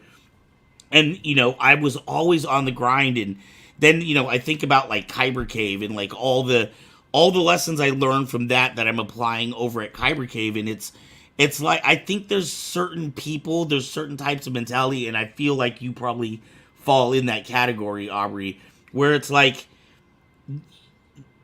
we're not built for the regular 9-to-5 world. We're not built, like, even if we have a 9-to-5, there's something in you that, like, I got to do more. I've got to put myself out there in some type of art form, whether it's poetry or music or, even just playing video games and just talking about it while you're streaming or whatever. This is a way of like expressing yourself and getting your art out there in whatever art form you know how to do. You know what I mean? So, I feel like, I don't know, maybe because there's been many times, like especially with Kyber Cave, like, when rent is coming due and, I'm low on cash and I'm having to borrow from my own personal finances to pay for the business. And, my employee has needs. I got to make sure my employee is taken care of because they have done the work. And this is the bond and agreement we've made, right? You do the work, I pay you the money. That's how a job works. So, there's been many times when I was like, why the fuck am I doing this? Like, I am getting nothing from this personally, except for like stress and headache. Why am I doing it? And then I asked myself, like, what would I be doing if I wasn't? I don't think I could just sit down and just watch TV. I think I would pick something else up and go stupid hard on that. Yeah, that's why I have a lot of different things that I do, because I mean, partially it's just ADHD is awful, but like it's just that whole thing of like, okay, I can't focus too long on something, so I bounce between things, and that's kind of what happens. So hey, Matt. Right. But it's just, yeah, I think that's really.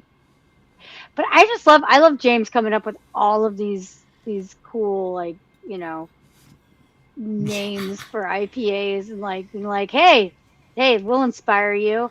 Hasbro, you really need to come on here, dude.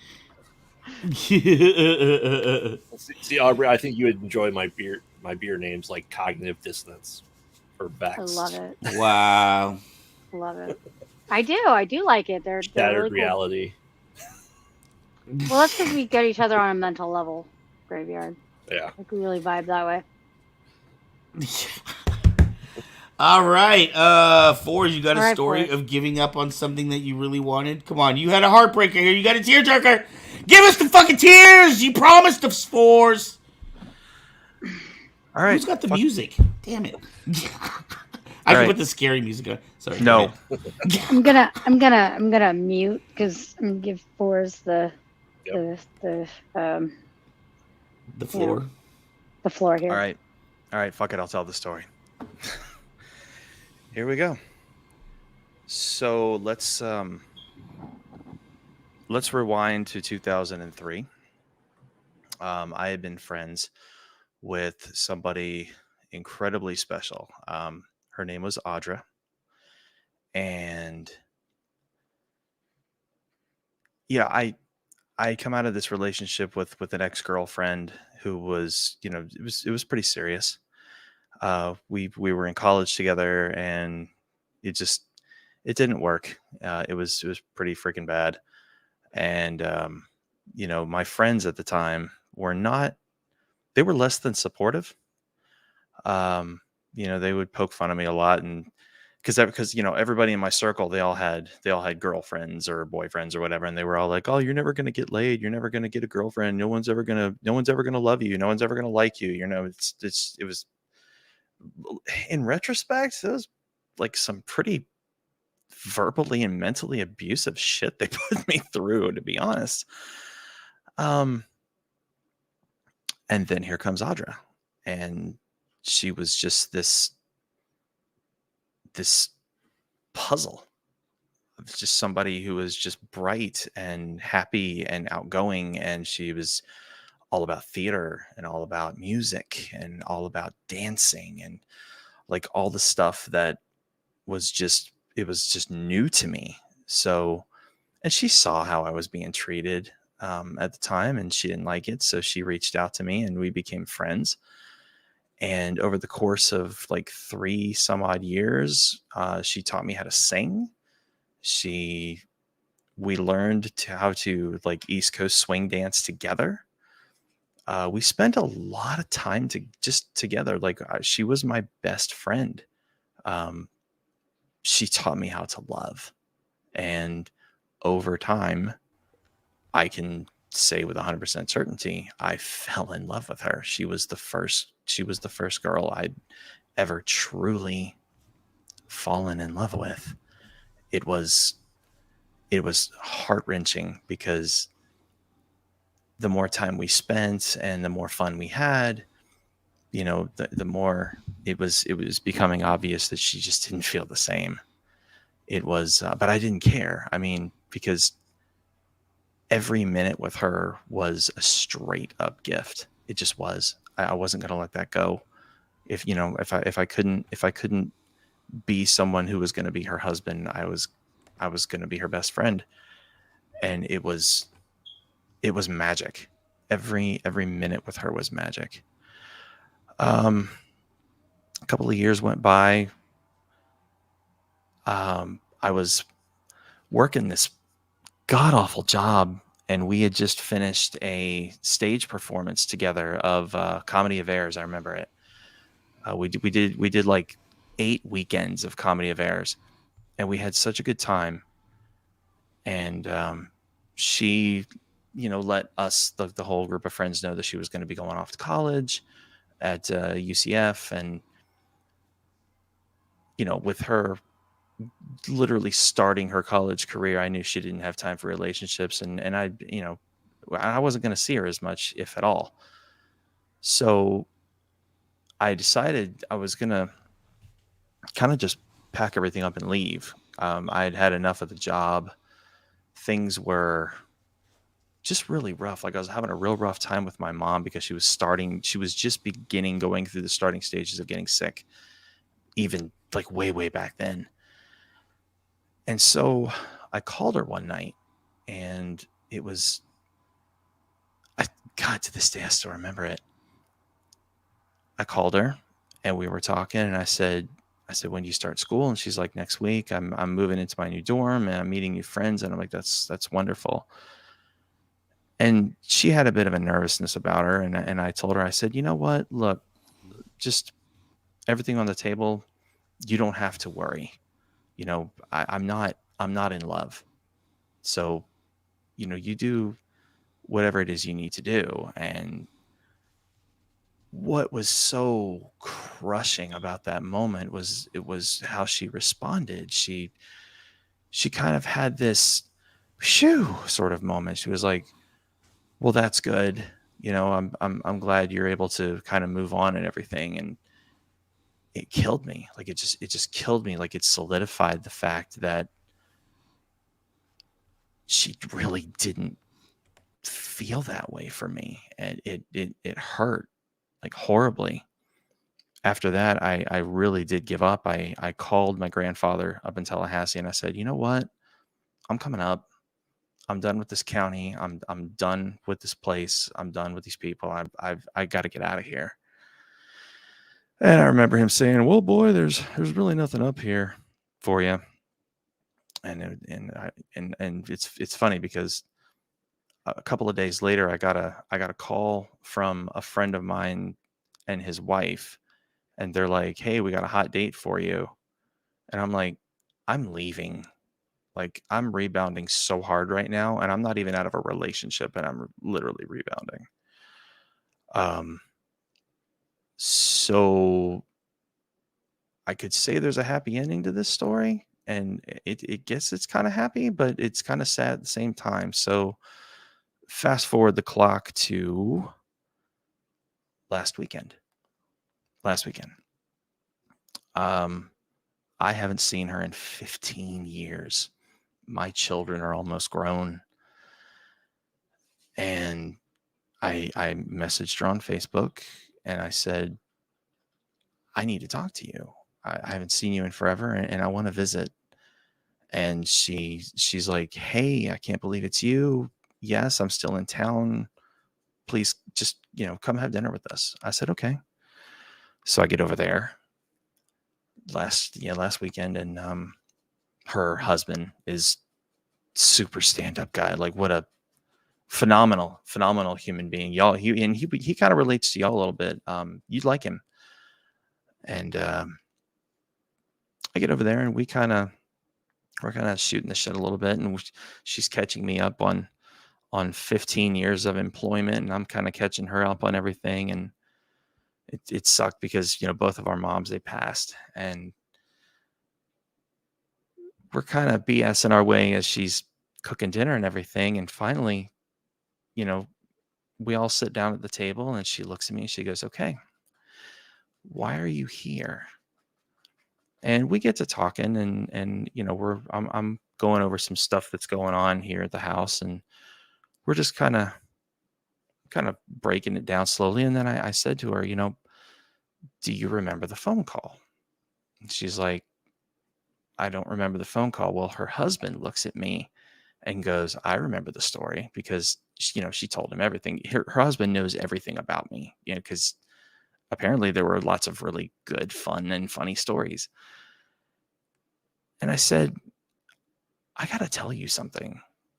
And I kind of started to get a little choked up. And it's crazy because he reached over and he took my arm like this, gave me like this support shake. And he was like, bro, listen to me.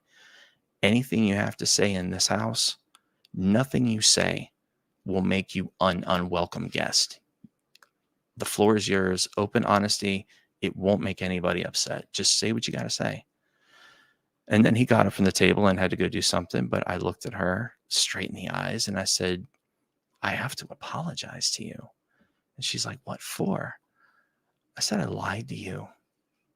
And I've held on to a lie for years. She's like, well, what lie is that? I said, I told you that I gave up, that I wasn't in love with you anymore. And I lied. I never stopped loving you. Ever. I've loved you since the day I hung up that phone, and she reaches across the table and she takes my hands and she pulls me in, and I will never forget this. And she's just squeezing my hands, and I'm looking at her, and now the tears are rolling. I'm trying to hold them in, and I looked at her more, and I was like, I never stopped loving you. I love you now, and I'll never stop loving you, ever. And she just looked me straight in the eye, and she goes, and she says, I love you too. And that was kind of like a holy shit moment. And her husband was like all proud of us and like, you guys are so cute, it's so great. And that was some real shit. It was really, really hard.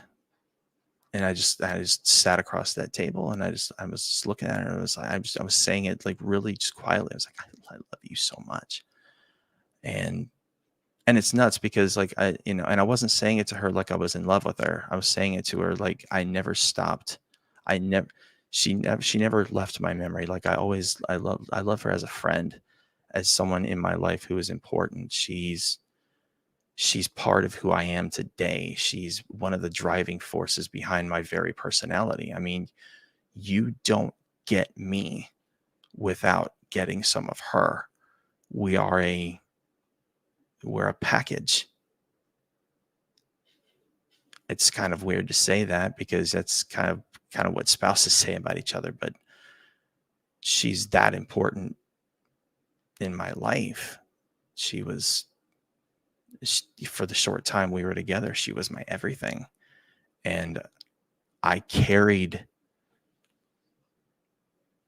probably 50% of her into my adult life, just handling situations the way she would handle them, with kindness, with decency, with respect, with an element of fun, not being afraid to be myself. And slowly over time, at least until I joined you all here in Kyber Cave, I kind of started to slip away.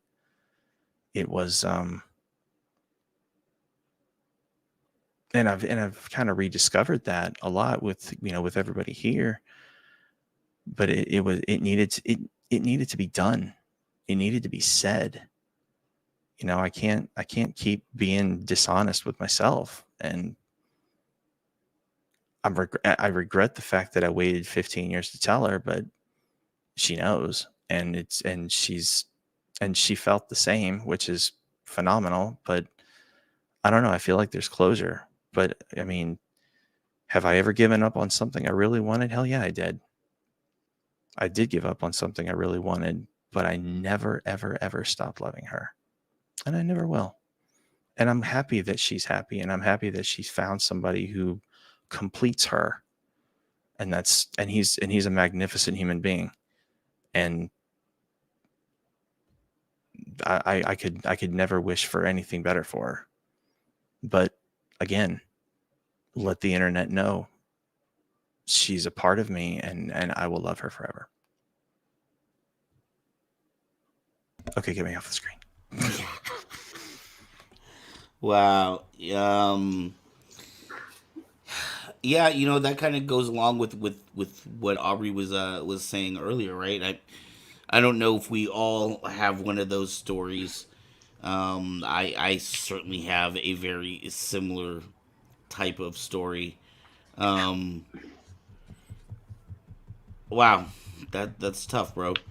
Yeah, I feel like I put my story to shame because I was just like, I don't want to reveal so much, but boy, that's no. Yeah. I mean, it's and Barbara says that was very brave to share. Thank you, thank you very much.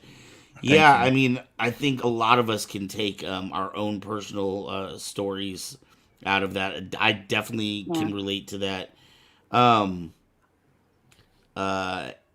it's kind of like Aubrey was saying, when it's emotional, those are some of the tougher things to give up on, because they hit us in different ways than just giving up on your college. I don't know.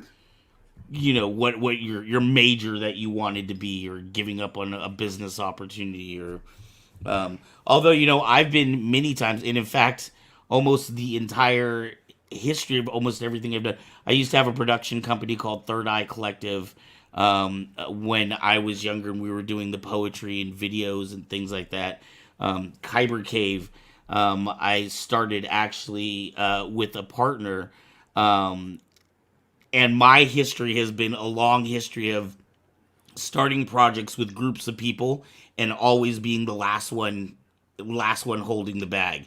And oftentimes I have to take on, well, I don't want to go into a whole big thing, but I had a store in the mall, and I loved having a store in the mall. And if I knew then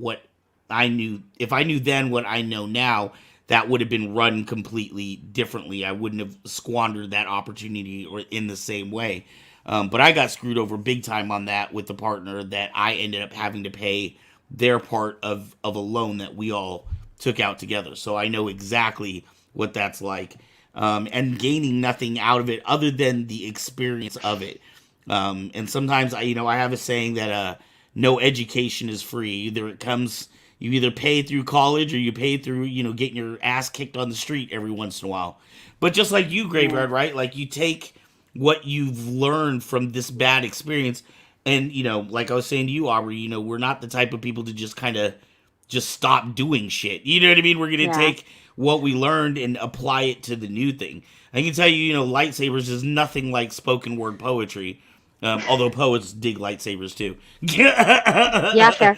But a lot of what I learned from that world on how to grind and how to hustle and how to, get out there and not expect somebody, to promote you. You got to get out there and do it yourself. A lot of that knowledge has carried over into what we do for Kyber Cave now. Well, yeah. I relate to really Bowser. I know. Got him crying. I think the biggest part I've ever cried was my wife and I. We did split up briefly for a couple of months, for about half a year, and because I was quite honestly an asshole back then, right, and I had to win her back. It took months to do that. Yeah, I have that's sometimes kind of the hardest to. I wonder, and I don't know. Well, Graveyard and Forge, you guys are married. Aubrey, you are not married. I don't know if it's different being married or being single. I'm almost 50 years old and I've never been married before. I've been in long-term relationships, a couple of long-term, not even that many long-term relationships. But I wonder if that, changes, that type of romantic love and that type of deep feeling changes over time and or with age. Because I kind of wonder, and I feel like, I don't even know if it's possible for me to love on that level again. You know what I mean? Like, I do have my own, my own story as well. And I just wonder, I remember how passionate I was, how much I cried, and, how, being locked in bed literally for days, not wanting to talk to anyone or do anything after, the serious breakup. And just thinking, like, I don't know if I could do that again. You know what I mean? At this age. Yeah, that's tough. It's tough doing that again. But, I mean, do you think we become, and even, with business experiences too, right? Like, do you think we become scarred in ways almost to where you wouldn't give opportunities the same way that you might when you were younger before you had life lessons? I'd say there's more trepidation in it. Yeah, it's more trepidation. I mean, absolutely hard at giving up though. It's hard. Yeah. It's I'm not very good at it. I still have a really hard time giving up things, and that was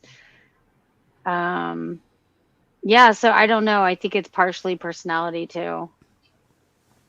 But I think we have these people that come into our lives that shake the core of who we are because we kind of need that kick in the ass. And I mean, he taught me so many things. He taught me, he was always the most supportive person I had ever known. So it was like really difficult. So now I just keep on and get on with it because that's what you have to do. I mean, so. I think about like what Forrest was saying, and all these people that are in our lives, and it's amazing how if you think about it, we are nothing. I think about people almost as pyramids, right? And everybody that you meet, everybody that enters your life contributes a block to that pyramid. Some people may contribute whole sections to the pyramid. Some people may be the foundation of your pyramid. You know what I mean? But for better or worse, a strong brick or a weak brick, everybody is contributing, something to your pyramid, especially if they were close to you. I would say that's true. Yeah, everyone does. I mean, we all, even in here, we're all parts of the bricks of that pyramid too. Right. Like for one way or another, So it's great talk, guys. No, I think this is kind of cool. This is kind of interesting. Like, I feel like we're reaching whole new foundations we've never reached here at Kyber Cave After Dark. Like, we're really kind of opening up on some personal things that I think a lot of people go through. But they say I've heard it about men, but I completely believe it's true for women as well. But that they say that the middle-aged man is the loneliest of any group, and I would believe that a middle-aged woman might be in the same position, as particularly if they're not married or if they're not in some type of significant relationship with somebody else, but. Often I feel like a lot of us are experiencing the same things, but we don't really talk about those things. So we don't necessarily know that other people have had their Abra story. Yeah.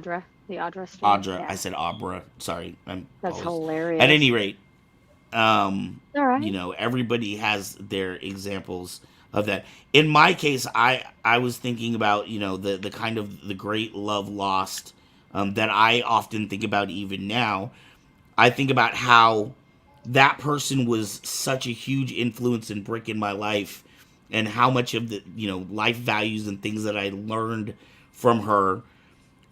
But almost more significantly, in that time period, I can sit back and recognize now that I was an asshole at that age. I was 24, 25 or whatever. I was an asshole at that age. And there was a lot of things that I learned from that. I had to kind of lose this wonderful person to learn how bad I was being. Does that make sense? Like, I had to almost step outside to realize, fuck, dude. No wonder this relationship didn't work out. You know what I mean? And so that became another huge part of me, kind of growing as a person, is going, wow, dude, you really fucked that up. Let's stop and examine like what you did and how you were kind of an asshole in this situation and what you might improve and do better. You know what I mean? Unfortunately, crazily, oddly, weirdly, this is a person that I still periodically see in my life, just because getting back into lightsabers, she and her husband are cosplayers in the area. Oh, wow. Star Wars cosplayers at that. Yeah. So, it's kind of having to come to terms, and her husband's a fantastic guy. This guy's totally cool guy. But having to come to terms with that you're like, oh, somebody else married my wife.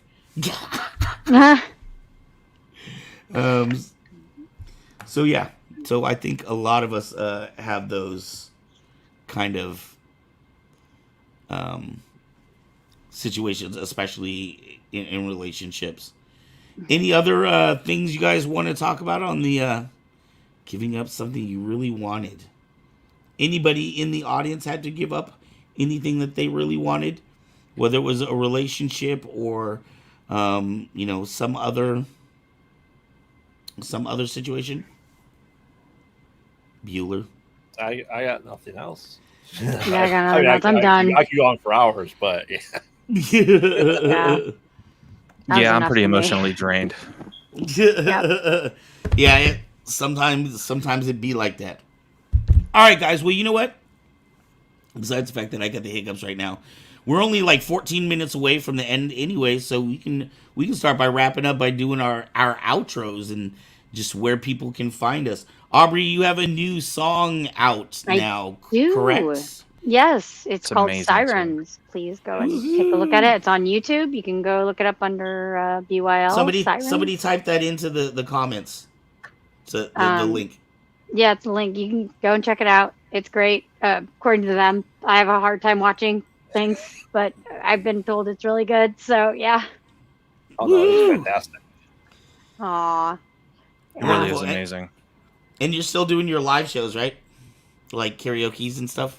Oh yeah, absolutely. You can also find me in karaoke. Every Wednesday, every other Saturday in Ileton, every Wednesday in Rio Vista at the Flamingo, every other Saturday at the Delta Queen in Ileton right now, and also thanks Graveyard, Yep. and also at every other Monday or every first and third Monday at this place called Monarch in Rio Vista, and there'll probably be more, but. Yeah, and I still act and do all other sorts of things, so you can always look for me. So you can bump her in your car or in your living room through this link right here, or if you happen to be lucky enough or not lucky enough to live in Northern California, depending on how you look at it, you can check her out live in a few different areas. All right, thank you, Miss Aubrey. Let's go here next. Blah, blah, blah. Yes. So I am Graveyard. I am co-host of the Mostly Pilot Night.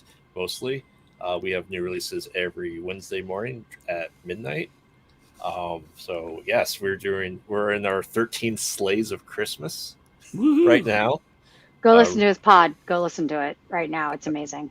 This minute. I love it. Wait till this show finishes, but then go check it out. But then go check it out because it's amazing. So yeah, we are this week. Topic is going to be Jack Frost 1 and 2, The Killing Tree, and Gingerbread Man. Oh, very festive indeed. Yes, as fast as it will get. That's not Halloween related. Yes, and then you'll see me most Thursdays now at part of the Kyber Cave Gaming Live with other people are joining us. Retro Alcoves come out on Mondays. And I'm here at Kyber Cave After Dark every Friday. Woo! We have taken over your life. And that's okay. Mr. Foes. First and foremost, I am ForzFX. You can find sound fonts for your lightsabers over at forzfx.com and saberfont.com. Kyber Cave Productions is also taking over my life as I am currently editing the next Retro Alcove for Monday, and hopefully by tomorrow this episode will be done. So yeah, Mrs. Forz and I are doing Last of Us. Geez Louise, we're also doing a new series called Two Queens and a Fours. So we have Anthony involved with that. Yes. We just filmed the 3rd episode. So the first one of that will be dropping soon. You can catch Graveyard and I on Thursday nights on our Kyber Cave Gaming live streams. We've been going through Zelda Link's Awakening, but we're going to take just a 1-week break from that and do Callisto Protocol because it's a brand freaking new game, and we haven't done a new game on this channel yet, so we're going to be jumping into like hella modern. Man, Forz will just play with anybody and everybody at the same time too, it seems. It's true. He's not, you're such a game whore. And sometimes you just need a beard and a chair. That's what I hear. You do. Also, don't forget Mezzo's stream on Wednesday morning. And Mezzo has her streams on Wednesday, which I sometimes join. Yep. Sometimes, yes. So I believe you're joining next Wednesday. Are you not? I believe so. We're actually planning on doing a new game that I am in the process of getting, so that we can play it. It's like a whole little Kyber Cave cuddle puddle. I love it. It is when we have them. Yeah, it's fun. So yeah, buy sabers, buy sound fonts, watch us play games, and sub to the Patreon. Yes. All right, my name is Ark. I am with Kyber Cave. We have lots of shows on KCP. We have this show every Friday at 8 p.m. All these times are going to be Pacific times, so adjust accordingly to wherever you live, because I suck at math. On Sundays, we have Saber Rattle at 7 p.m. This week we have an editor from New Rockstars. So she is going to let us know what it is like to work with the new Rockstars. She has also worked on a couple of other major features as well. So I'm going to be very excited to learn about that. On Mondays, we have the Game Alcove with Graveyard over there. On Wednesdays, we have Metso. She's usually in the comments. And down below, too. Both of Oh, yes. God, Retro Alcove is everyone that wants to join. Yes. As I said, we have plans on doing Lord of the Rings Super Nintendo. Yes. Lord of the Rings. Matter of fact, I'm dropping the next alcove. So the next alcove. Yep. All right. So Mondays, check out Alcove. That is a pre-recorded show. I like our mix of pre-recorded shows and live shows. Wednesdays, we have Mezzo live at 10 a.m. And then we have Hearts of Kyber, one of our newer shows. That is on at 5 p.m. with myself and John. And then Thursdays. Thursdays is Force Effects games. We have whatever Forza is putting out, right? Forza and Graveyard. And see? Yes. Yeah, and then we got The Last of Us. So yeah. So, Yes. yeah, we got lots of stuff, and then at some point in the near future, we're gonna do a D&D game, which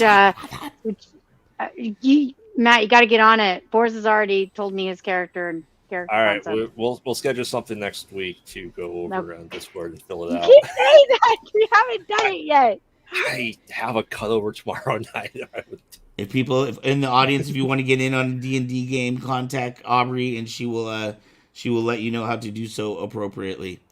All right, we got lots of stuff, and don't forget, we are at like 830 viewers, so we're only like 20 viewers away from giving away our next Saber on Saber Rattle. We are almost to the 2,000 watch time hours, and we need to get to 4,000. I really think within 6 months we're going to turn into a real little YouTube channel. A really poor YouTube, like we'll only be making the little bucks. Like, so please like and subscribe and comment and do all the things that helps us. Like, tell your friends about us because we're awesome. I mean, you like hanging out with us, so come and hang out with us. Come and have this conversation. It's a lot of fun. And join Patreon, where there was discussed briefly that people are asking for blooper reels from some of our gaming stuff that we cut out. And if you don't join us, Bowser will cry. Gloria. Yes. Yes. Don't. I mean, actually, it is really fun to watch Bowser cry, but don't make Bowser cry. Yes, and on our Patreon, there's a lot of exclusive gifts and content. You can join for as little as $1, or we have different levels. We have 5 different levels. They all begin with F. I did a lot of work trying to think of that alliteration. But we have all different levels, and some includes exclusive merchandise. Like on the very highest level, there is a saber that will be a one-of-a-kind in the world saber. It'll have some original etching or paint job on it. And of course, we'll have to have something exclusive from Mr. Fours on there too. So, yes, tune in. We always have lots of cool and fun stuff. And we love having you here. We appreciate all of you that take time to come and hang out with us, especially on a Friday night. Matt, Gloria, I love having you back. Say Wong, always good. And Say Wong always checks in even when he's like at a con. Distance Say Wong's nerding. Amazing. We love you, Say Wong. And shout out to Thomas for joining us last night for gaming. Yeah. That's awesome. It is fantastic. I love it when our community spread over. Yeah. All right, guys, that is it for us tonight. Thank you. Wait! Don't forget about our Husbros. Don't forget about our sister channel. What? Oh, the Distance Nerding. Yes. Make sure to check out Distance Nerding wherever you nerd at. They're on YouTube. They're on all like Spotify, all the things. All the places. Instagrams. They're amazing. The interwebs. Yes, all over the interwebs. They're awesome. All right, guys. Thank you so much for tuning in, and we will see you next Friday. Peace. Bye.